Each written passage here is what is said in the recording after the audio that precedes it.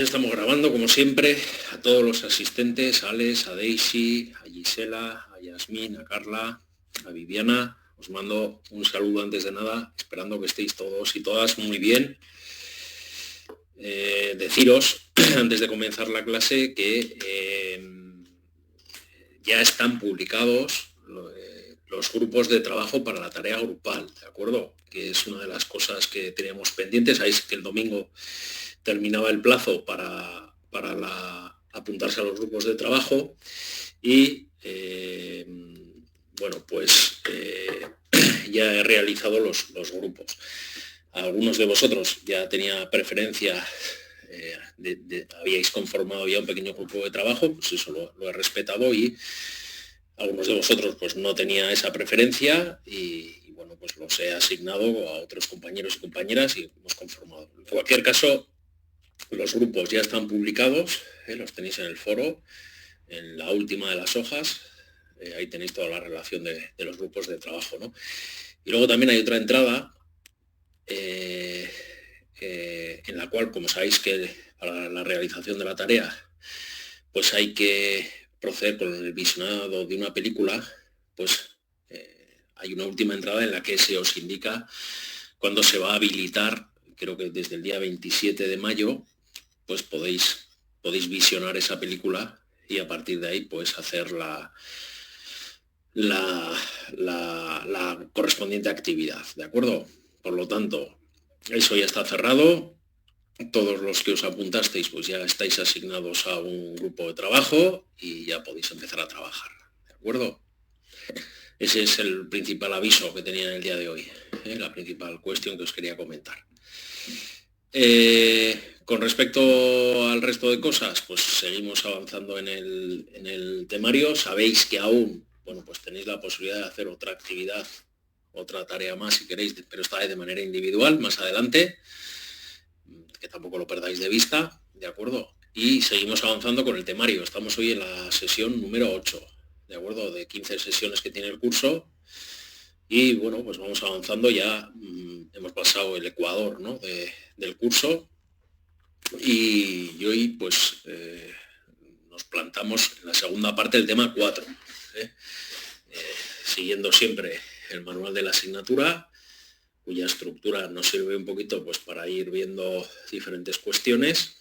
Entonces, si seguimos esa estructura, ese índice que tiene el manual, pues vemos que el otro día comentamos el capítulo 4 la semana pasada y bueno, el capítulo 4 también suponía, como dijimos, pues comenzar con toda la parte de psicosociología, ¿no? Dejábamos en los 3 primeros temas, o tratábamos durante los 3 primeros temas, cuestiones relativas más a ergonomía, y ahora ya en el capítulo 4 nos metíamos más de lleno en la parte de psicosociología, ¿no? De hecho, el capítulo se titula así, ¿no? Aspectos básicos de la psicosociología.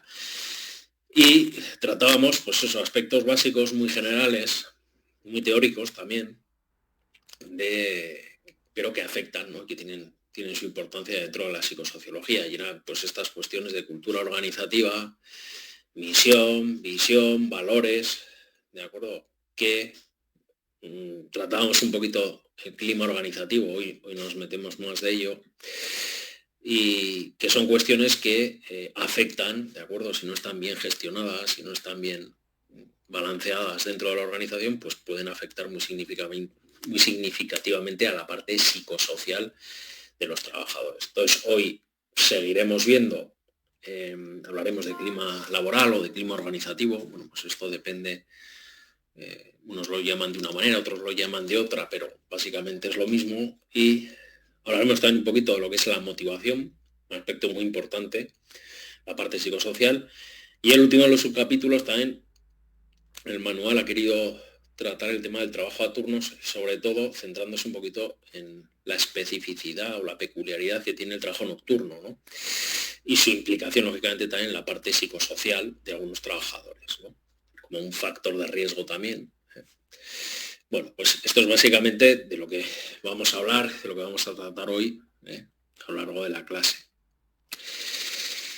Bueno, ya dijimos el otro día en la clase anterior que sobre el clima laboral o clima organizativo o o clima de trabajo, bueno, pues depende de cómo lo llamemos, pues no hay una unanimidad a nivel de denominación, ¿no? A mí me gusta hablar de clima laboral, pues el manual habla de clima organizativo, bueno, pues viene siendo lo mismo, ¿no? Y básicamente el clima organizativo, el clima laboral, lo que explica es, o trata de dar explicación del comportamiento que tienen las personas, de los trabajadores y las trabajadoras dentro de la organización, ¿no? ¿Por qué? Pues porque se puede entender que a veces determinados aspectos pues no bien gestionados dentro de ese clima laboral, pues pueden poner de manifiesto o pueden explicar, ¿no?, determinados comportamientos también o determinadas actitudes, ¿no?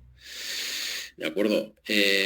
Bueno, hay una palabra fundamental en toda esta cuestión del clima organizativo y del clima laboral, que es la palabra percepción, ¿no? Al final, como vimos el otro día, todo esto depende mucho de la percepción que tienen los trabajadores y las trabajadoras de la organización, ¿no? Y lo explicábamos el otro día en este gráfico, ¿no?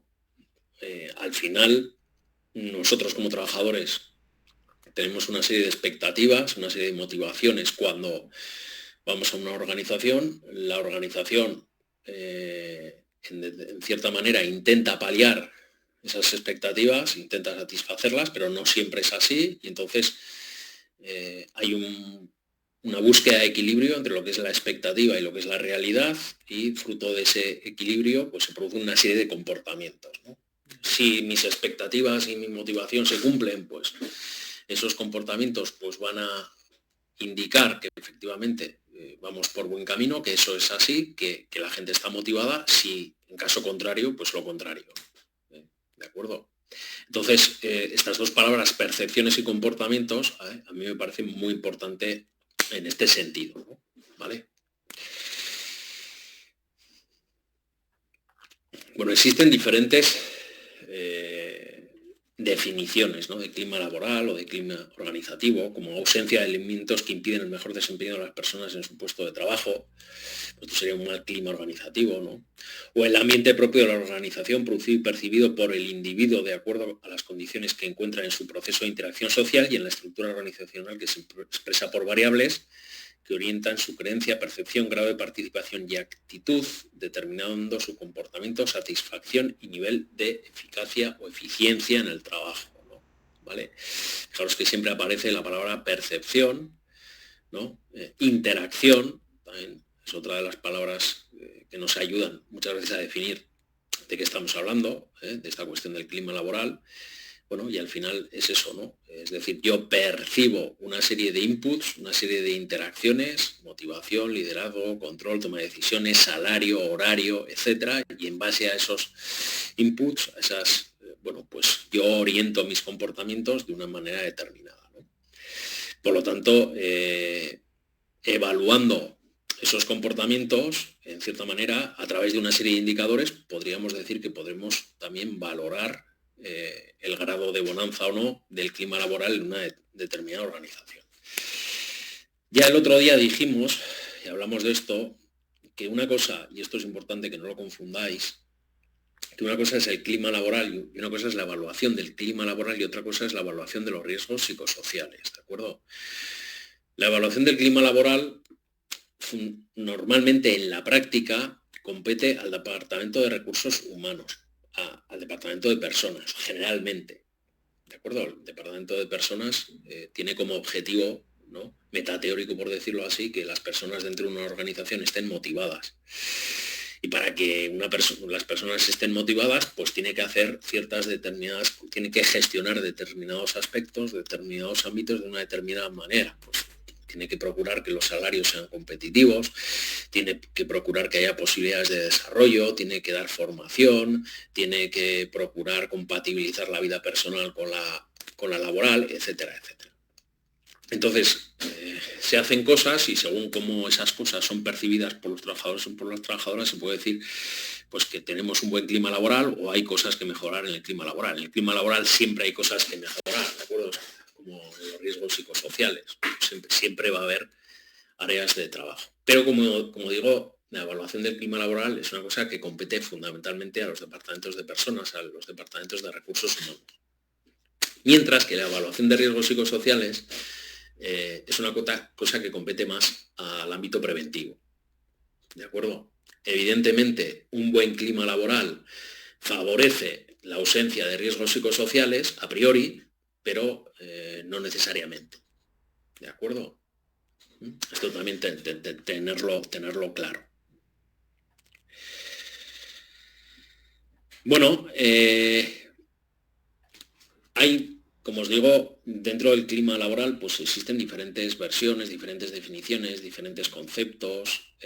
No todo el mundo está de acuerdo con todos los elementos que componen el clima laboral. Para unos pues tienen importancia unas cosas, para otros tienen importancia otros, pero sí que desde luego hay unanimidad o cierta unanimidad en ciertos aspectos generales, ¿no?, del clima laboral, como por ejemplo que el clima laboral es una entidad percibida por cada trabajador de manera individual. O sea, es decir, que realmente el clima laboral, como venimos diciendo, es una percepción individual de las personas. Esto por un lado. Es decir, podríamos incluso pensar en una situación en la cual pues hay una disintonía entre cosas que hace la organización que están bien, porque puede ser una organización competitiva en salarios, puede ser una organización competitiva en desarrollo, puede ser una organización flexible, etcétera, pero si eso no es percibido positivamente por el trabajador, pues es como si no estuviésemos haciendo nada, ¿no? ¿De acuerdo? Luego, otra de las cosas en las cuales hay también cierta unanimidad es que ese clima laboral influye en el comportamiento de los trabajadores y en su parte motivacional. Aquellas organizaciones con un mal clima laboral, pues evidentemente tienen comportamientos que así lo atestiguan. Frente a organizaciones en las cuales hay un buen clima laboral, en las que se favorece pues que haya un mayor alto grado de motivación, de la cual luego hablaremos, ¿no?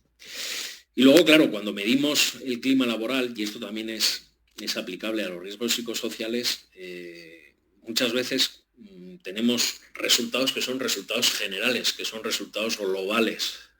En el caso del clima, pues tenemos un resultado global de organización, pero muchas veces ese resultado global de organización es una media, y esa media no es representativa realmente. Esto pasa siempre con las encuestas, con los cuestionarios, con las medias, ¿verdad? A veces pues uno dice, el perfil del votante del Partido Socialista en España pues es un varón de 35 años, rubio, que vive en Guadalajara, que tal.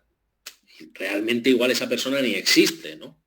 Igual esa persona no existe. ¿Por qué? Porque estamos viendo unos datos en media, ¿no?, en global.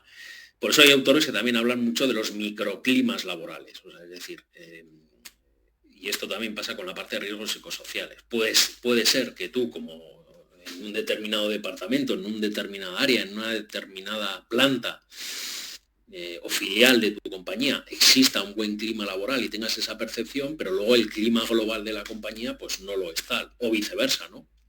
A veces pasa lo contrario y sorprende lo contrario. ¿Cómo es posible que mi empresa, que tiene 5 plantas por el mundo, pues diga que tenemos un buen clima organizativo cuando es manifiesto que en esta planta hay un mal clima organizativo? Bueno, porque seguramente los datos son unos datos globales, unos datos medios, ¿de acuerdo? Por eso también hay una importancia a la hora de hablar de los microclimas laborales, ¿de acuerdo? Y esto también va a pasar en la parte de riesgos psicosociales. Muchas veces, bueno, pues tenemos una visión global de riesgos, pero luego si analizamos departamentos, analizamos áreas, analizamos, pues podemos tener unos resultados que difieren, ¿no?, que son en algunos aspectos diferentes de ese resultado medio que tenemos, ¿no? Vale. Bueno, ¿podemos medir el clima laboral? Sí podemos medirlo. Además podemos medirlo fundamentalmente de 3 formas, de 3 maneras, aunque existen más maneras también de medir que el manual igual no las contempla como tal, ¿no? Pero básicamente hay 3 formas de medir.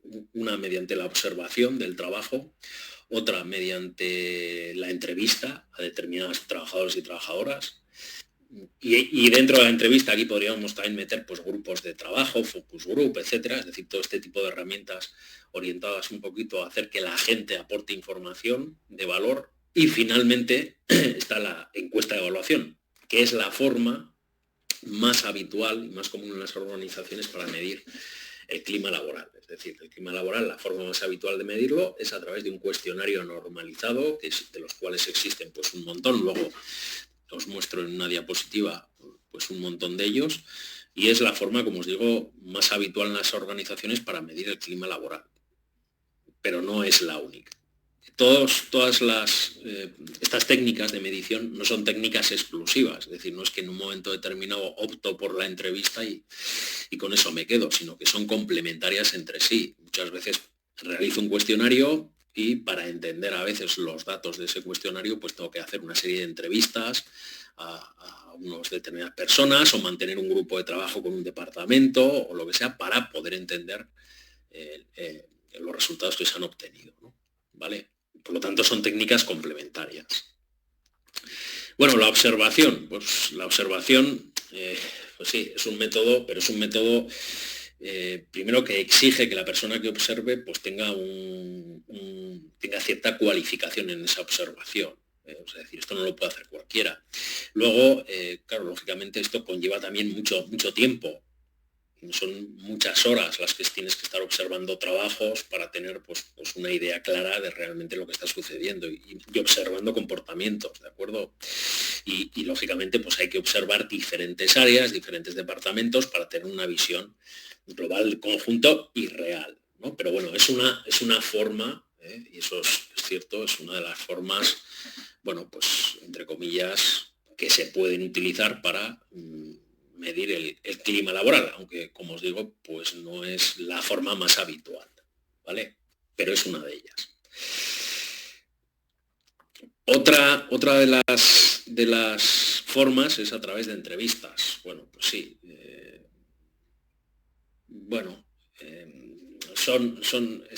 Están más orientadas, te permiten obtener una información pues igual más precisa. También nos volvemos a encontrar con el mismo problema que sucedía antes, ¿no? Cualquiera no puede realizar esta entrevista, sino que tienen que ser personales cualificados, ¿de acuerdo? Tienen que ser entrevistas estructuradas, te permite, si en un momento determinado quieres obtener más información, pues hacer ciertas preguntas adicionales, etcétera, ¿vale? Pero, bueno, como os digo, tampoco es la herramienta por sí sola más habitual para proceder con la evaluación del clima laboral. ¿Cuál es la herramienta más habitual? Pues el cuestionario.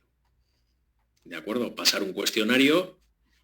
¿Por qué? Pues porque es una manera ágil, es la manera más económica, es la manera que te permite obtener mucha información de mucha gente, ¿de acuerdo? Tiene la desventaja con respecto, por ejemplo, a las entrevistas de que no te permite obtener más información de la que se está preguntando. Es decir, así como si en la entrevista en un momento determinado, ante una determinada información, quieres ampliar con más información, pues puedes realizar más preguntas, pero un cuestionario pues es un cuestionario cerrado. Entonces, por eso os digo que muchas veces se trata de técnicas complementarias. Es decir, después de los cuestionarios y de analizar la información, pues igual sí que me puedo plantear el tener pues unas entrevistas o unos grupos de trabajo, etcétera, ¿no? Vale, pero como os digo, es la forma más eficiente, más eficaz, más habitual de medir el clima laboral dentro de una organización, ¿vale? Tampoco, también, otra de las ventajas que tiene el cuestionario es que tampoco exige al profesional que lo va a pasar y que lo va a tratar, pues que sea un experto. Así como en la observación y en la entrevista, pues es conveniente cierta cualificación profesional, en el caso de los cuestionarios, pues no es necesaria tanta cualificación profesional. Evidentemente, hombre, algo hay que saber del cuestionario que estás pasando, del procesamiento de la información, etcétera, ¿no? ¿Vale? Bueno, entonces, lo más habitual es pasar un cuestionario y aquí tenéis pues, ejemplos de cuestionarios que se usan para medir el clima laboral, ¿vale? Aquí tenéis alguno de ellos. Voy a ver si puedo ampliarlo un poquito más. Más todavía. A ver, que ahora ya me parece que me he pasado. Vamos a ver, aquí ya me he pasado. Ya estoy viendo, vamos, células estoy viendo ya. Vamos a ver. 200, vamos a ver si le puedo poner aquí 300. Carajo, no me deja poner 300. Bueno. Vamos a ver si lo pongo aquí, ahí más o menos, ¿vale? Bueno, aquí tenéis algunos de los cuestionarios más habituales, ¿vale? El cuestionario de Ledvin, el cuestionario de Halpin, el cuestionario de Stern, el El NATSLA estará por aquí abajo también. Vamos a ver si está por aquí. Bueno, hay varios de los más habituales, pero hay muchísimos más. ¿De acuerdo? Entonces, lo normal es que se use uno de estos cuestionarios normalizados. Eso es lo normal. Digo que es lo normal porque así como en la parte psicosocial, que también para hacer las evaluaciones de riesgos psicosociales veremos que lo habitual también es pasar cuestionarios, pero esos cuestionarios nos dice la ley que no pueden ser modificados, es decir, tienen que ser cuestionarios cerrados, tienen que ser cuestionarios testados, científicamente corroborados, etc. Esto no es lo mismo en el clima laboral. En el clima laboral podríamos llegar a plantearnos pues el realizar nosotros un cuestionario. Bueno, podría ser, ¿de acuerdo? Porque no estamos evaluando riesgos, estamos evaluando el clima laboral. Lo que pasa es que inventarte un cuestionario a la medida es muy pernicioso, porque es muy difícil ser objetivo, en el sentido de que todos sabemos que cuando vamos a, a evaluar el clima laboral en una organización, ya a priori, bueno, siempre sabes que va a haber aspectos pues que pues igual el salario en la organización pues no es el salario más competitivo, ¿no?, dentro del sector, o el horario, o el número de recursos, o lo que fuese. Entonces, cuando tú vas a plantearte un cuestionario de este tipo, es difícil muchas veces ser objetivo, la forma en la que lo preguntas, etc. Por eso siempre yo considero que lo más adecuado es usar uno de estos cuestionarios ya testados, ya aprobados, ya cerrados, ¿de acuerdo? De los cuales hay muchos. Fundamentalmente estos cuestionarios se articulan en base a una serie de dimensiones, que se llaman así. La dimensión es el aspecto que quieres evaluar. Comunicación, responsabilidad, liderazgo, salario, horario, etc.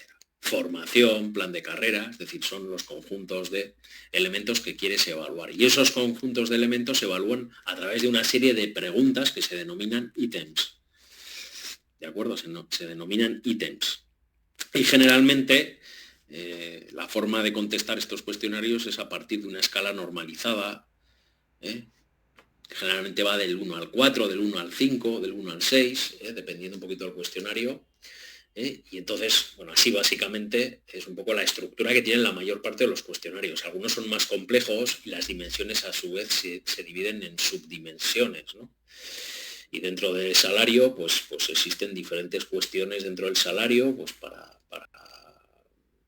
para evaluarlo de una manera más objetiva. Lógicamente, contra mayor número de dimensiones tiene el cuestionario, pues más objetiva va a ser la información, más cantidad de información voy a obtener, pero al mismo tiempo también más tiempo me va a costar pasar los cuestionarios y procesar la información, porque en estas cuestiones de clima laboral y prevención de riesgos laborales gratis no hay nada. O sea, es decir, igual cumplimentar un cuestionario de estos te puede llevar 30-40 minutos. Esos 30-40 minutos, ¿dónde los cumplimenta el trabajador? En tiempo de trabajo, fuera del tiempo de trabajo, etcétera. Bueno, pues todo esto, lógicamente, son cuestiones que hay que tener presentes, ¿vale? Porque parece que estas cosas no cuestan dinero, pero sí que cuestan dinero, evidentemente, ¿vale? Por lo tanto, la forma más habitual, la forma más rápida, la forma es usar un cuestionario de evaluación de clima laboral y a partir de ahí, pues ver cuáles son las dimensiones, bueno, que aparecen peor valoradas y pues a partir de ahí establecer las medidas que se consideren oportunas, ¿vale? Esa sería un poquito la idea, ¿van de acuerdo? Insisto, no es lo mismo evaluación del clima laboral que evaluación de riesgos psicosociales. Son dos cosas diferentes, no las confundáis, ¿vale? Aquí tenéis algunos ejemplos más de cuestionarios de evaluación. ¿Veis? En este caso, por ejemplo, las dimensiones, que es lo que yo os contaba, pues estas dimensiones de aquí, a su vez se dividen en diferentes subdimensiones o factores, ¿no? La la dimensión relación se divide en implicación, cohesión, apoyo y autonomía. Y dentro de cada una de esas dimensiones, pues a su vez existen diferentes ítems que evalúan la bonanza o no de esos factores, ¿vale? Esto puede ser lo complejo que queráis, hay muchísimos métodos de evaluación y algunos de ellos pues realmente complejos, ¿vale? Bueno, esto en lo referente al clima laboral, o lo que nos comenta el manual en relación al clima laboral. Luego, el manual nos habla de otro aspecto también muy relacionado con el clima laboral, de gran importancia también en los aspectos psicosociales, que es el aspecto relacionado con la motivación o el concepto de motivación, ¿no? Bueno, el concepto de motivación es una cosa que ha ido evolucionando con el tiempo, ¿de acuerdo? Y lo que parece que está claro, y eso yo creo que todos lo tenemos claro, es que el grado de motivación incide en nuestros rendimientos. Quiere decir, contra más motivados estamos, más rendimos. Por lo tanto, es una cuestión que interesa tanto al trabajador como a la propia empresa, ¿no? Buscar aspectos motivacionales que hagan que sus gentes, pues evidentemente, estén los más motivadas posibles y a su vez pues rindan lo máximo posible, ¿de acuerdo? Entonces, este aspecto de la motivación pues ha ido cambiando un poquito con el tiempo, ¿no? Porque en el siglo XX, con el taylorismo, cuando se empezó pues, la industrialización, por decirlo así, o cobró una gran importancia la industrialización en línea, etcétera, pues el taylorismo entendía que lo único que motivaba al trabajador o a la trabajadora era el salario, ¿no? Que ese era el principal elemento motivador, si no el único. Es decir, la gente iba a trabajar porque necesitaba un salario y no había nada más que la motivara, ¿no? Esto cambió rápidamente, sobre todo a través de investigadores como Elton Mayo, etcétera, en los años 20, que bueno, pues se dan cuenta que efectivamente el salario es un aspecto motivacional, pero que no es el único aspecto motivacional, sino que hay muchos más aspectos motivacionales, como por ejemplo pues la relación, que hay una buena relación entre los compañeros de trabajo, por ejemplo, ¿no? Y lo que está claro, y esto a Mayo es uno de los que tienen claro el concepto de que un trabajador feliz es un trabajador productivo, es decir, a mayor motivación, mayor rendimiento, ¿no? Pero en cuestiones motivacionales, desde luego, hay un autor que es Maslow, que es el que plantea, bueno, pues una pirámide de necesidades, una pirámide motivacional, ¿de acuerdo?, que ha tenido una gran importancia a la hora de entender realmente qué es lo que motiva a la gente y qué es lo que deja de motivarla, ¿no?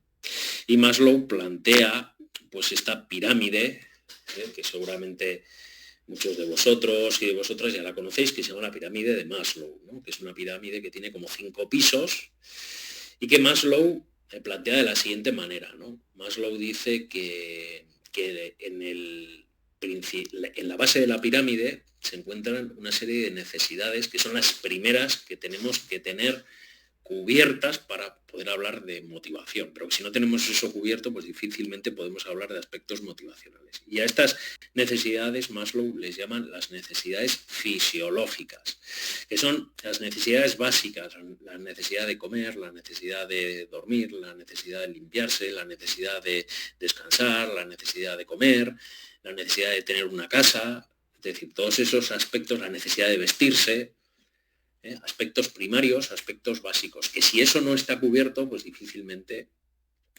vamos a poder motivarnos, ¿no?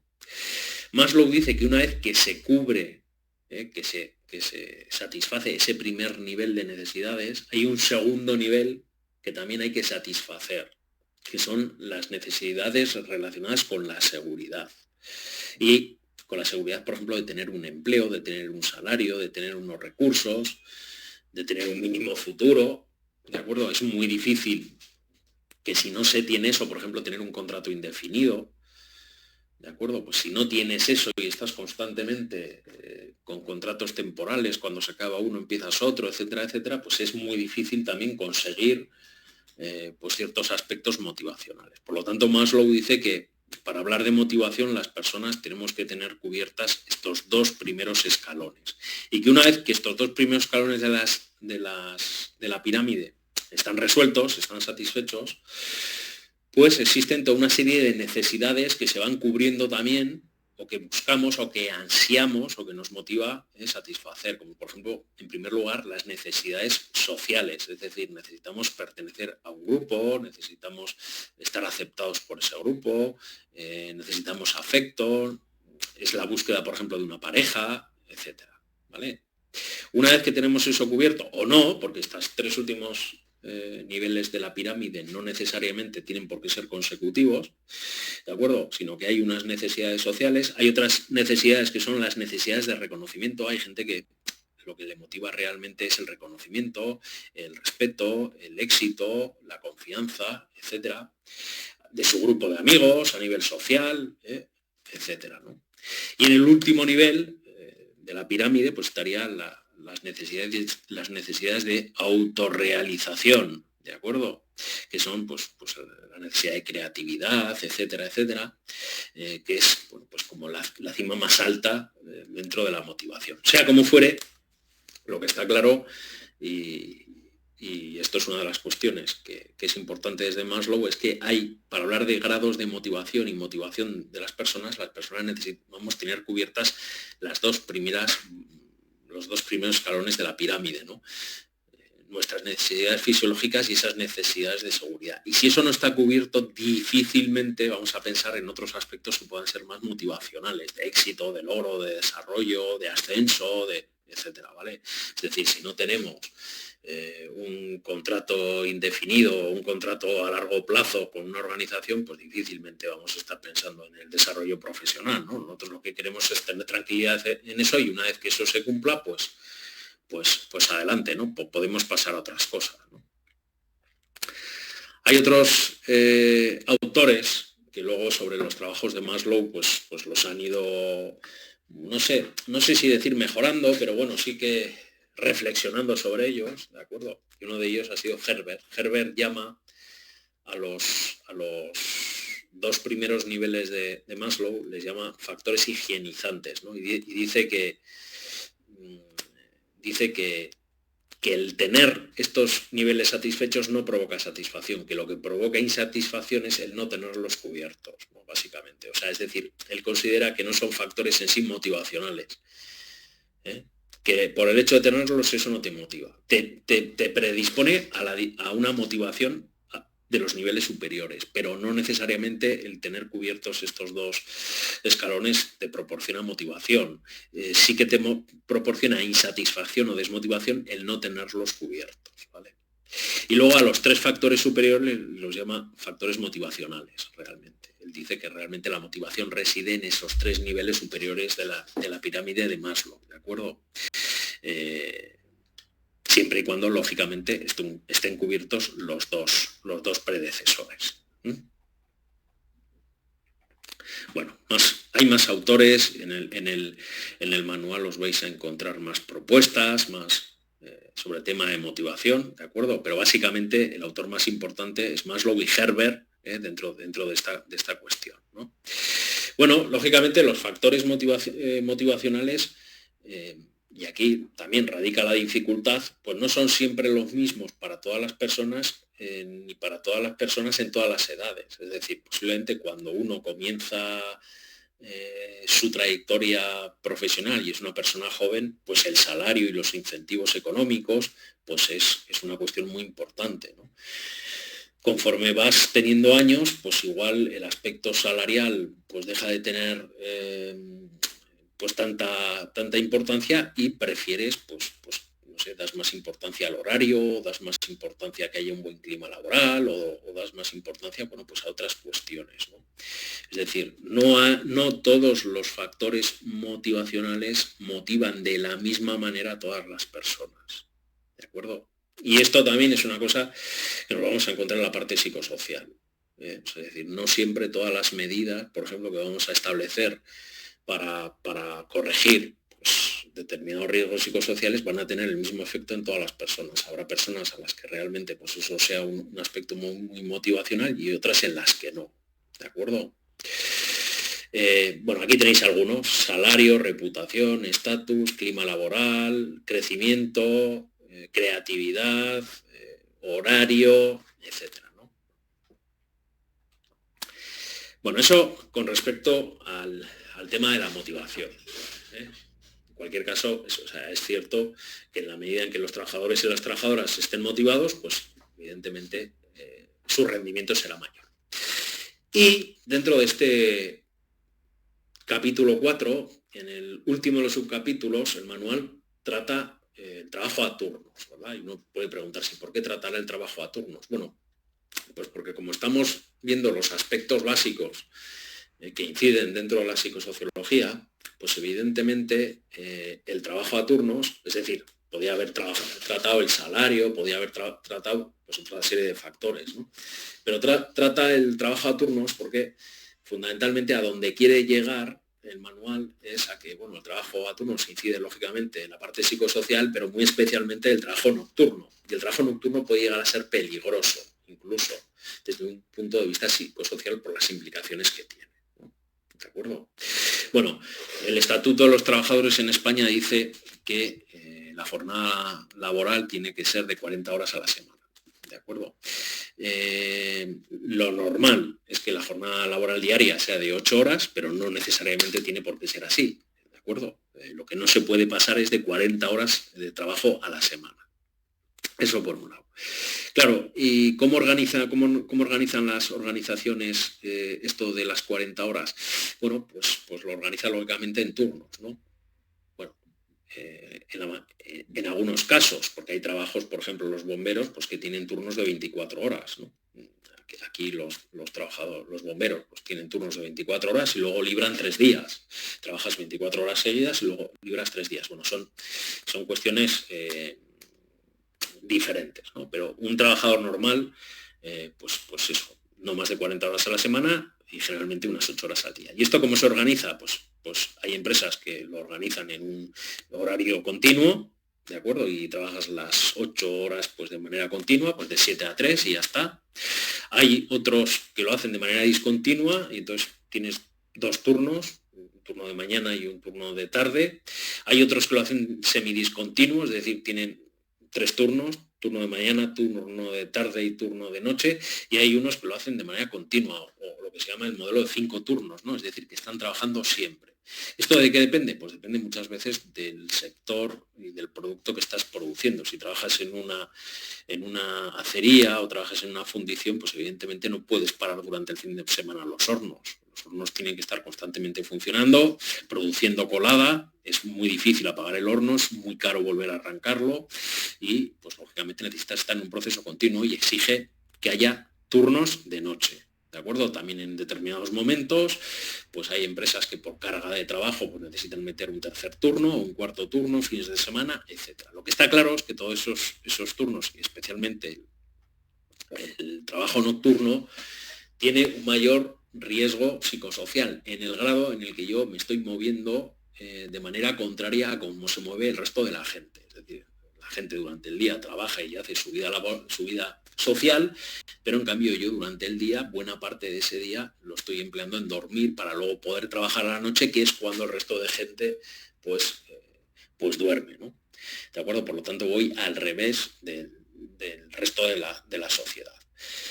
Bueno, aquí previamente hay unos gráficos que he sacado yo de jornadas laborales medias, ¿de acuerdo? Pues fijaros en la parte de la izquierda, fijaros, por ejemplo, esto es del año 2007, pero 2017, pero no ha cambiado mucho con nuestro tiempo, ¿no? Fijaros, por ejemplo, Alemania trabaja 1.363 horas de media al año, más o menos, frente a México, que trabaja 2.225, 2.225, o sea, casi el doble, ¿de acuerdo? Esto es como muy también mediterráneo. Y si nos vamos a Europa, que es el gráfico de la derecha, pues fijaros que en España se trabaja una media de 37,70 horas a la semana, frente a las 30 horas semanales que se trabaja en los Países Bajos. 30 horas semanales, o sea, lo que sale es 6 horas al día, ¿de acuerdo? De media. Habrá gente que trabaje más y habrá gente que trabaje menos. Pero, evidentemente, bueno, pues esto pone de manifiesto como pues todavía hay mucho que mejorar en esto de ir al trabajo y la cantidad de tiempo que uno va al trabajo, ¿no? Porque parece que, sobre todo en la parte más latina y en la parte más mediterránea, parece que si no estamos como muchas horas en el trabajo, pues parece que uno no trabaja, ¿no? Y realmente pues no es así. Bueno, dentro del Estatuto de los Trabajadores, evidentemente, se habla del trabajo a turnos y del trabajo nocturno. Y define que el trabajo nocturno es aquel que se desarrolla entre las 10 de la noche y las 6 de la mañana. ¿De acuerdo? Entonces, como estos trabajadores que trabajan en el turno de noche, en principio tienen como potencialmente unos riesgos mayores, la legislación lo que hace es poner como ciertas barreras. Por ejemplo, dice que no puede trabajarse de noche más de 2 semanas seguidas, salvo que voluntariamente el trabajador así lo exprese, pero en principio no puedes trabajar más de 2 semanas seguidas de noche, ¿de acuerdo? Que entre una jornada laboral y otra jornada laboral, en turno de noche, tiene que transcurrir como mínimo 12 horas. ¿De acuerdo? Que los trabajadores que hacen turnos de noche no pueden hacer horas extraordinarias, cosa que sí que se permite al resto de trabajadores, pero no a los trabajadores que realizan turnos de noche, ¿de acuerdo? Y que una jornada laboral nocturna no puede exceder las 8 horas diarias de promedio, ¿de acuerdo? ¿Por qué? Pues porque una persona en un turno de día pues puede trabajar 12 horas. La legislación dice que 40 horas a la semana, entonces si quieres trabajar pues 4 días, 10 horas, puedes hacerlo, ¿de acuerdo? Pero un trabajador en horario nocturno pues no podría trabajar de 10 de la noche a 8 de la mañana, es decir, no podría trabajar 10 horas, ¿de acuerdo? Las tiene restringidas a 8. ¿Por qué? ¿Por qué entendemos esto? Bueno, pues esto lo entendemos que es así porque, insisto, este tipo de trabajadores y de trabajadoras conlleva implícitos una mayor cantidad de riesgo psicosocial, ¿de acuerdo? Entonces, el estar así en una situación durante mucho tiempo, hay personas a las cuales les puede, lógicamente, causar pues algún tipo de trastorno o alteración, tanto física como mental, ¿vale? Bueno, y esto es lo que os quería comentar hoy, ¿de acuerdo? No me extiendo más, volveremos a tratar todos estos temas que son generales cuando nos metamos pues más de lleno en la parte psicosocial, ¿de acuerdo? Y nada más, os agradezco muchísimo vuestra asistencia. Lo que os digo siempre, cualquier duda, cualquier pregunta la podéis hacer en clase y si no a través del foro pregúntale al profesor de la asignatura, ¿de acuerdo? Os recuerdo lo de que ya están los grupos, así que ya podéis empezar a trabajar cuando queráis.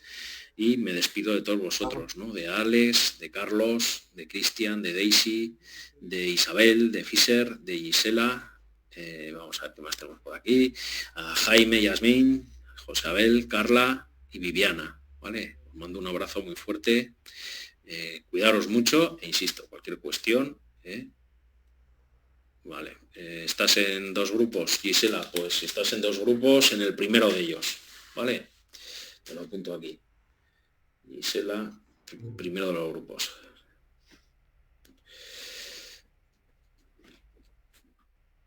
Vale, en el primero que estéis, ¿vale? A veces igual si os habéis apuntado más de una vez y se me ha pasado el hacer bien el filtro, ¿vale? Pues lo dicho, muchísimas gracias, ¿vale? Cualquier cosa a través del foro o en la clase lo vemos. Os mando un abrazo y cuidaros mucho. Chao.